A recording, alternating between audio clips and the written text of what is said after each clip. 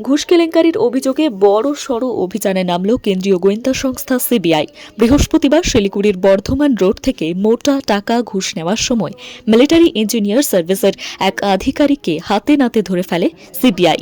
এরপর তাকে জিজ্ঞাসাবাদ করতেই উঠে আসে শিলিগুড়ির হাকিমপাড়া এলাকার এক ঠিকাদারের নাম। অভিযুক্ত এই ঠিকাদার শিলিগুড়ির 15 নম্বর ওয়ার্ডের বাসিন্দা বলে জানা গিয়েছে। অভিযোগ, তিনি সরকারি আধিকারিকদের মোটা টাকা ঘুষ দিয়ে কাজের বরাত পেতেন। মেস আধিকারিকের কাছ থেকে তথ্য পাওয়ার পর সিবিআই এর দিল্লি এবং কলকাতা সার্কেলের আধিকারিকরা ওই ঠিকাদারের বাড়িতে তল্লাশি চালায়।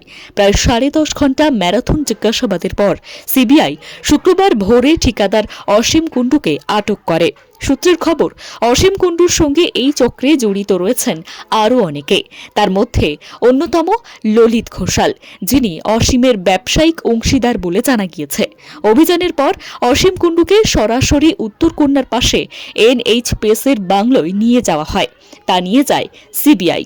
একই সঙ্গে সিকিম এবং দিল্লি থেকে আসা সিবিআই দলের সদস্যরাও কালিম্পংয়ে গিয়ে তদন্ত চালাচ্ছেন।